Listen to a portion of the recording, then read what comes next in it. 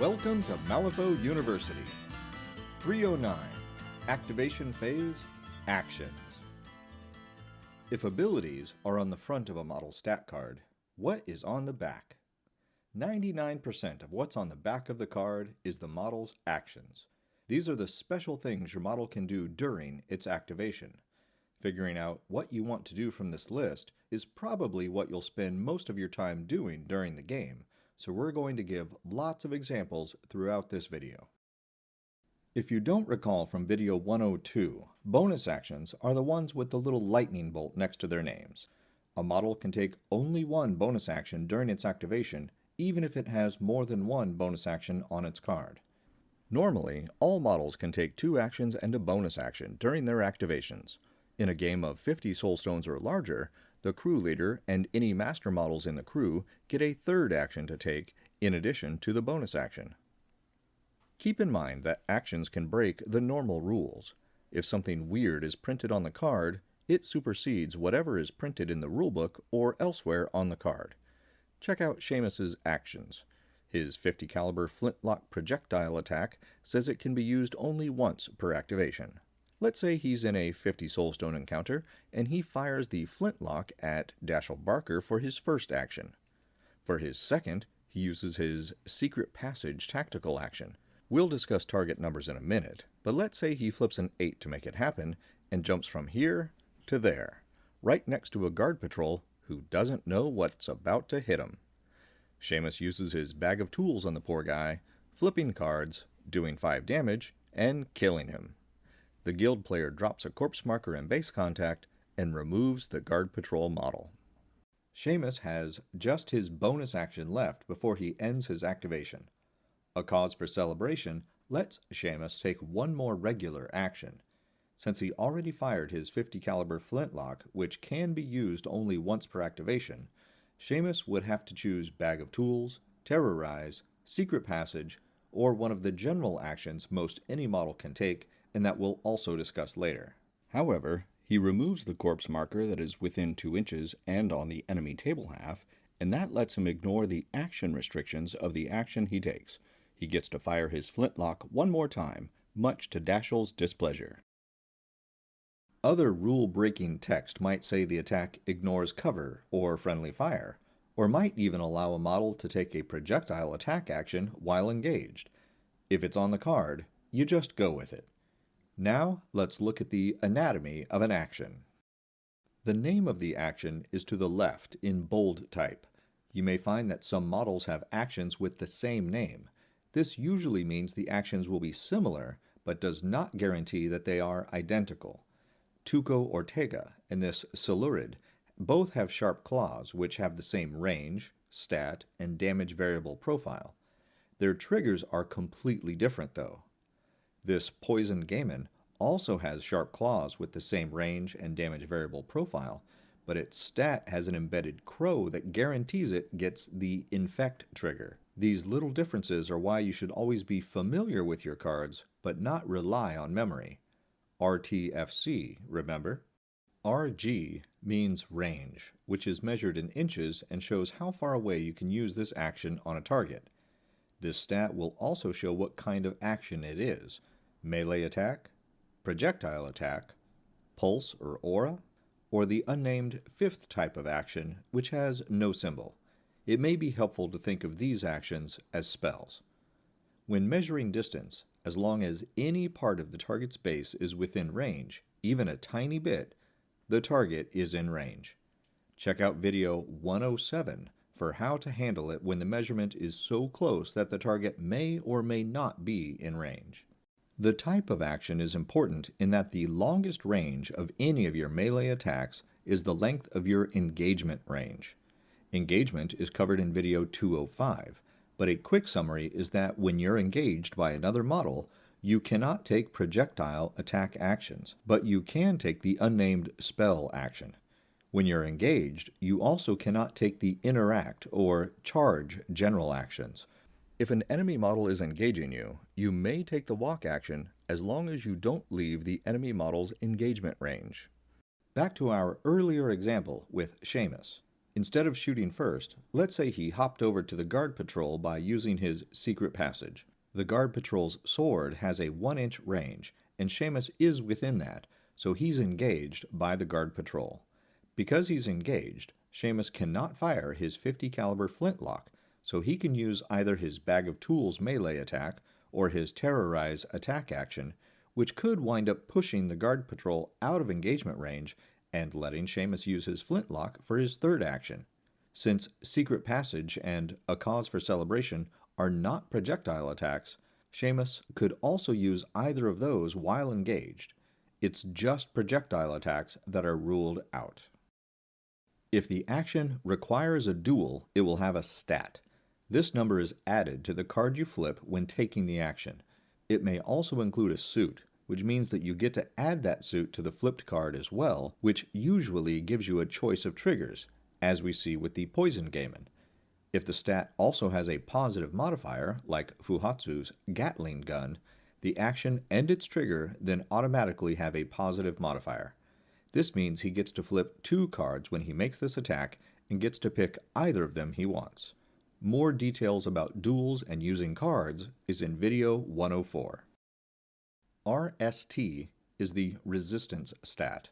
This tells you what stat your opponent will use when resisting the attack. Most use defense, like Seamus's bag of tools or flintlock, or willpower, like his terrorize attack.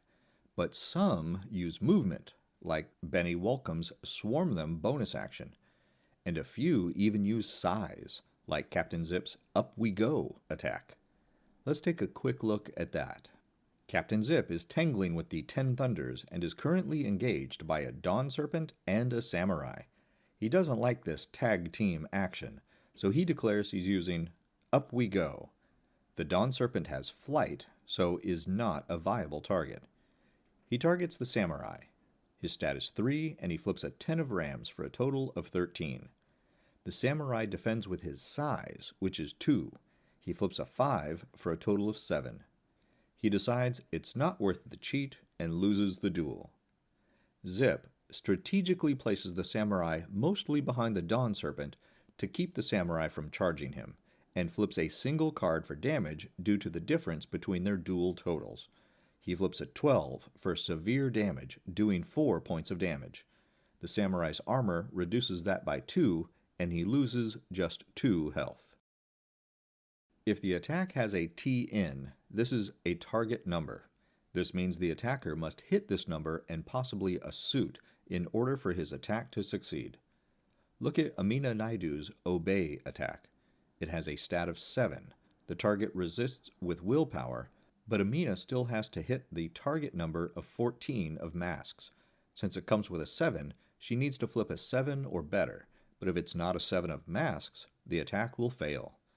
Since she's a henchman, she could spend a soulstone to put a mask on the flip, as described in video 201. If the defender loses the duel when flipping against the attack, but the attacker doesn't hit this target number, the attack fails anyway. It might make more sense for the defender to not have to flip if the attacker doesn't get the target number, but it really comes down to who has the opportunity to cheat fate first. Here we have Amina facing off against a Beckoner. They are 8 inches apart, and to use her Obey attack on the Beckoner, Amina flips a 10 of crows for a total of 17 of crows. The Beckoner resists with her willpower of 5 and flips a 10 for a total of 15. Since the Beckoner is technically losing the duel with a lower total, she has the option to cheat fate first. If she does not, then Amina, who did not get the suit for her target number, may cheat in a mask from her control hand to get the suit. That needs to still mathematically beat the Beckoner's 15, so as long as she cheats in an 8 or higher, she'll win the duel since the attacker wins ties. In another version of this same duel, let's say the Beckoner flips a 13 for a total of 18. Amina is now losing the duel and has the chance to cheat fate first. If she does not, the duel is over and the Beckoner is safe. If Amina chooses to cheat, she has to beat or tie the Beckoner's 18 and get the mask in her target number. If she cheats in an 11 of masks, she'll tie the Beckoner at 18. The Beckoner then has the chance to cheat fate, but since she already flipped a 13, only the red joker will raise her total any higher. If Amina were to have cheated in a 13 of masks, giving her a total of 20, nothing the Beckoner could do would beat it. Some game effects refer to attack actions. The easiest way to see if one of your actions is an attack action is to see if it's listed in the section marked Attack Actions. Kind of a no-brainer. But if you want to think about it harder, any action that has a resist stat counts as an attack action. If the action does not have a resist stat, it's a tactical action and will be listed under the tactical actions on the card. Actions can generate triggers, which are covered extensively in video 210. A brief recap of that video is triggers are additional outcomes of duels tied to the suit of the card in the conflict, which can be modified by spending a soulstone or through other suits embedded in the stat. Usually, it's just from flipping or cheating a card, though. Action triggers are affected by any modifiers that affected the original duel, such as positive or negative modifiers, but these modifiers do not affect the damage flip if there is one, because the damage flip is not really part of the duel. If the trigger generates another action, that new action cannot declare triggers of any kind. Take a look at Agent 46. For his first action, he attacks Cassandra Felton with his twirling blades. It comes with a stat 6, and he flips a 10 of masks, giving him 16. She resists with her defensive 6, but flips a 4 for a total of 10. Neither of them cheats fate, and Agent 46 declares the Pouncing Strike trigger. Cassandra reminds Agent 46 that he's not done with her yet, so he flips a single card for damage, flipping a 9 and doing 4 damage to Cassandra. Now he uses the Pouncing Strike trigger from the mask he flipped in the duel and places himself into base contact with Carlos Vasquez and uses Twirling Blades on Carlos. When Agent 46 does the attack this time, though, it doesn't matter what suit he flips because this attack will not give him a trigger at all. If he succeeds in attacking Carlos, Agent 46 gets to flip for damage, but that's it. The upside is that triggered actions don't count against your action limit. In this case, since Agent 46 used his first action to attack Cassandra, and this attack on Carlos was free, Agent 46 still has one more action to take and his bonus action. If an action, ability, or trigger generates a bonus action, the model can do it, even if the model has already taken a bonus action. We can see this in the mask trigger on Charles Hoffman's Emergency Power Transfer bonus action. For full details and more examples of rules about triggers, go back to video 210. General actions are those actions that almost any model can take and are never printed on any model's card. Engagement limits the options available to a model, so it may be in your interest to disengage from a model that has you tied up. The disengage action lets you push away from a model engaging you, but they get to make a fake attack to try to stop you. This is covered in detail in video 205. Some models, like the Botanist, have the Wicked ability that lets them make a real attack when you disengage from them. So, in addition to reading your own cards, it's a good idea to understand what is on your opponent's cards as well. When a model takes the Interact action, it gets to do one of 3 things. Drop a scheme marker into base contact with the model, but not within 4 inches of another friendly scheme marker. You can put a friendly scheme marker next to an enemy scheme marker, but there must be at least 4 inches distance between friendly scheme markers, even if there's no line of sight. Keep in mind that 4-inch restriction applies only to scheme markers dropped with the Interact action. If your model has special ways of dropping scheme markers, like Kitty Dumont's Lingering Contamination bonus action, or Parker Barrow's A Fistful of Script ability, those scheme markers can go anywhere markers are allowed, regardless of how close other scheme markers may be. The second option is to remove all scheme markers in base contact with the model. You don't get to pick and choose which scheme markers, and it doesn't apply to just enemy scheme markers. If you're in base contact with more than one scheme marker when you choose this option, you remove all of them. The third option is related to the schemes and strategy you're playing. Often, those games will have special strategy markers or special effects caused by the interact action. Either way, a model cannot interact while it is engaged. It also cannot interact if it took the disengage action during this activation. This is why it can be a real game changer to have models with actions or other abilities that let them drop ski markers without having to take the interact action, as shown in the Kitty and Parker examples. It is the interact action that is restricted by engagement and disengaging, so these models can still take these actions regardless of engagement. Concentrate is an action a model may take only once during an activation that gives it the focused +1 condition.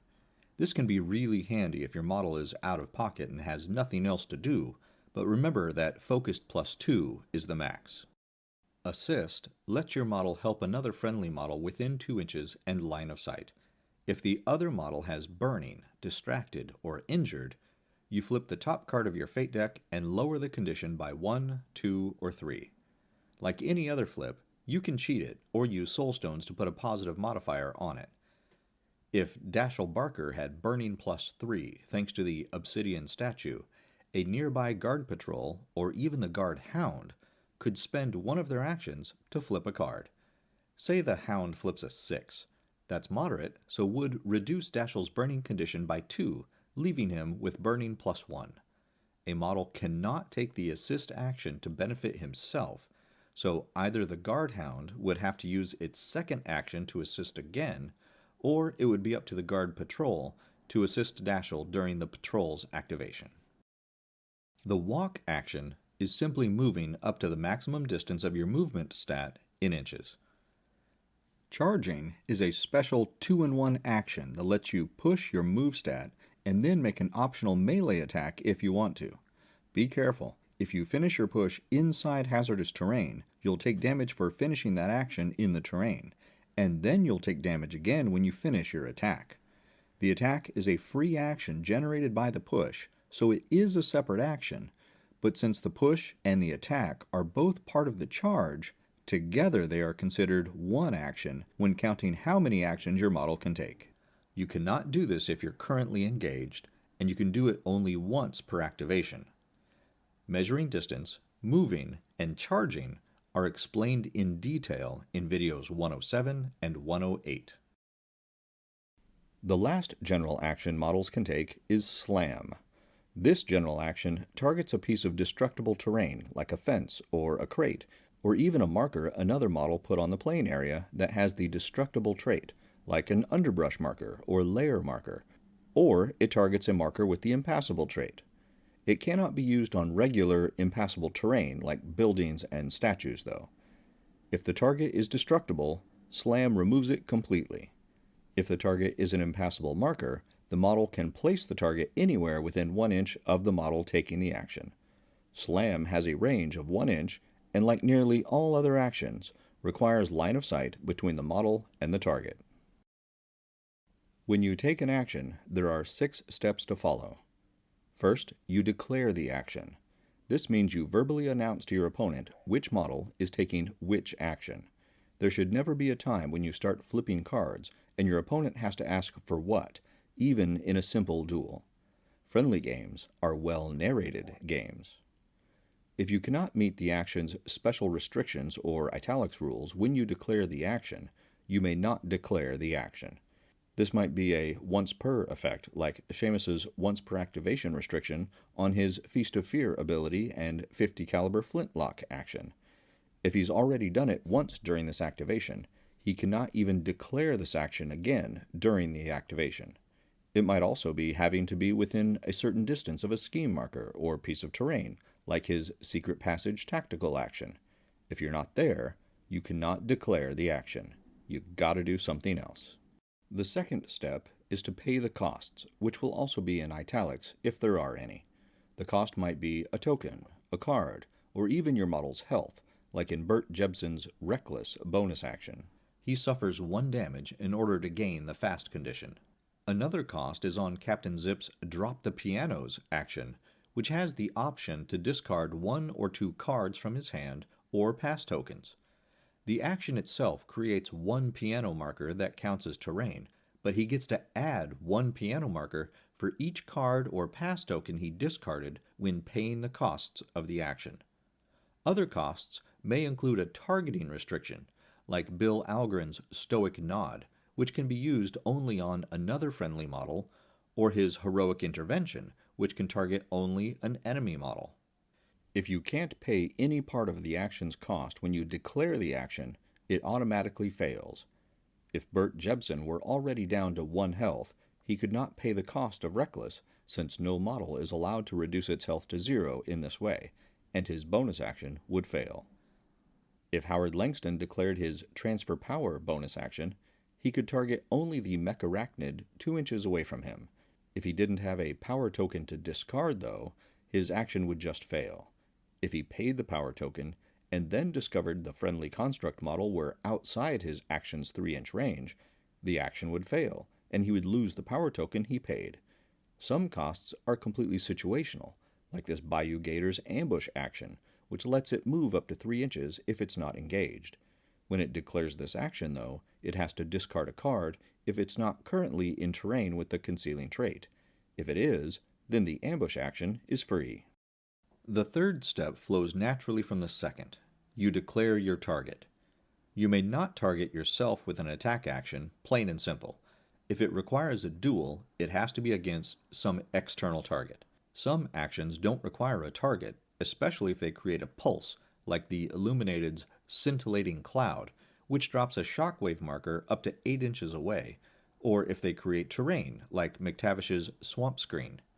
Most attack actions do need a target, though, so that target must be within the range of the attack and within line of sight, unless some other game mechanic says otherwise. With that Illuminated's Scintillating Cloud attack, he could not drop that shockwave marker on the other side of this wall, because even though it's within 8 inches, he does not have line of sight. Some models have crazy line of sight rules, like Zoraida.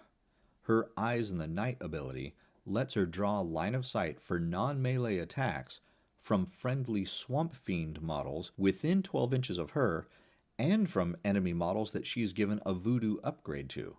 So if she wanted to, she could use this Groot Slang that's 11 inches away from her to draw line of sight to Sloth, who is 10 inches away from the Groot Slang, for Hex or Obey, which each have a 12-inch range.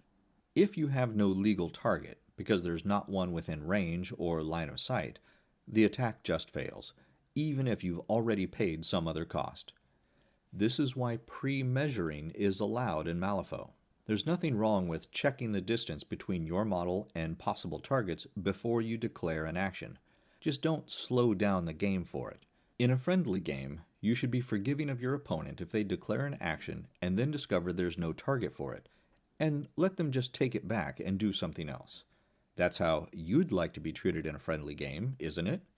In a tournament, however, it's mistakes like declaring an action with no legal target that make the difference between winning and losing a game, so don't expect your opponent to be so generous.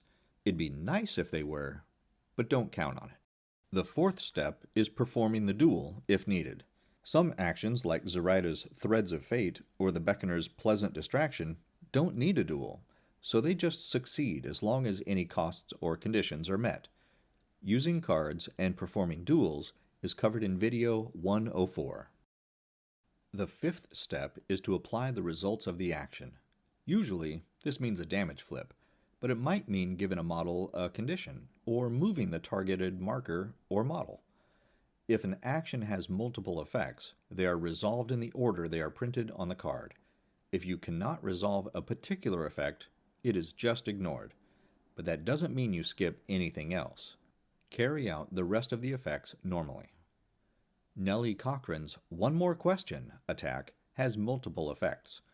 Let's say she targets Kitty Dumont, who is 6 inches away, and is also engaging Fiona Gage.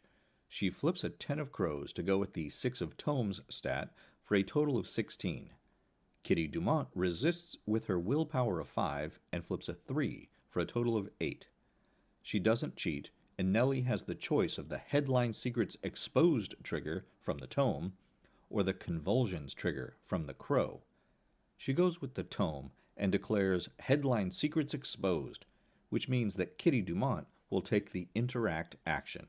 Even though she declared the trigger after winning the duel, she needs to resolve the attack's effects before moving on to the trigger.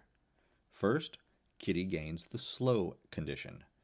If Fiona Gage weren't there, that would be the end of it, but since Kitty is engaging Fiona, we move on to the second effect of One More Question. With a difference of 8 in their duel totals, Nellie flips a single card for damage and flips a 9 for moderate damage. Kitty's incorporeal ability reduces that by 1, and she suffers 2 damage. Then the trigger kicks in, and Kitty Dumont must take the interact action. Nellie is not controlling Kitty for the purposes of this action, so Kitty Dumont can make her own choice about what to do with this. She's not in a position to use interact to score a scheme or strategy, so that's not an option. She can either remove all scheme markers in base contact with herself, which right now is none, or she can drop a friendly scheme marker in base contact with herself. She chooses to remove the scheme markers that are in base contact with her, which is 0. Either way, since she's within 8 inches of Nellie Cochran, Nellie's Breaking News ability lets her draw a card and gain the focused +1 condition. While you're figuring out the effects of the action or attack, watch for any effect that says when resolving, as it will usually take place during this step. Often, that affects the damage flip in some way, such as Gwyneth Maddox's Unimpressed Resistance trigger. Let's look at the previous example with her in place of Kitty Dumont. Nellie Cochran targets Gwyneth Maddox, who is 6 inches away and also engaging Fiona Gage. She flips a 10 of crows to go with the 6 of tomes stat for a total of 16. Gwyneth resists with her willpower of 6 and flips a 3 of crows for a total of 9. She doesn't cheat, and Nellie has the choice of the Headline Secrets Exposed trigger from the tome or the Convulsions trigger from the crow. She goes with the tome and declares Headline Secrets Exposed. Even though she declared the trigger after winning the duel, she needs to resolve the attack's effects before moving on to the trigger. First, Gwyneth gains the slow condition. If Fiona Gage weren't there, that would be the end of it, but since Gwyneth is engaging Fiona, we move on to the second effect of One More Question. With a difference of 8 in their duel totals, Nellie flips a single card for damage and flips a 9 for moderate damage. Now Gwyneth's Unimpressed trigger kicks in because she flipped a crow in her defense flip, and this says when resolving. Since Nellie declared a trigger during her attack, the damage Gwyneth suffers is reduced by 2. Since the moderate damage on Nellie's attack is 3, Gwyneth suffers only 1 damage. The rest of the effects are resolved as before, with Gwyneth having to take the interact action and choosing for herself which way she wants that to go. Once the effects of the attack are all resolved and triggers are all resolved, step 6 is for any after succeeding effects or anything that says after resolving. You won't find after succeeding actually printed on any card because every effect is assumed to be after succeeding unless it says otherwise. That means you have to win the duel or otherwise successfully carry out your action to get these effects. If your action fails at any point, you don't get any other effects except maybe for immediately and after resolving effects, because you don't have to win for it to be resolved. Let's say it's a different game, and Fiona Gage activates and swings her modified pickaxe at this dead doxy. Fiona has a stat of 6 and flips a 9 of rams for a total of 15. The dead doxy flips a 9 of masks and adds that to her defense stat of 5 for a total of 14. The dead doxy doesn't cheat fate, and Fiona wins the duel. The difference of 1 in their duel totals means Fiona has a negative modifier on her damage flip. The dead doxy is also hard to wound, which gives another negative modifier, but Fiona's modified pickaxe specifically ignores hard to wound. Fiona flips 2 cards, a 3 and a 9, and takes the 3 because of the negative modifier. That does 2 damage to the dead doxy. Now the dead doxy's regret resistance trigger kicks in because it says after resolving. Since Fiona used a melee attack action and the dead doxy suffered damage, Fiona's activation immediately ends. she doesn't get her second action or her bonus action. While all conditions are covered in depth in video 204, here is a brief summary of those conditions that affect actions before we close. Adversary gives a positive modifier to attack actions targeting the model with the condition, but only attack actions and only those that specifically target that model. Fast increases the number of actions the model can take by 1, but to a maximum of 3 actions.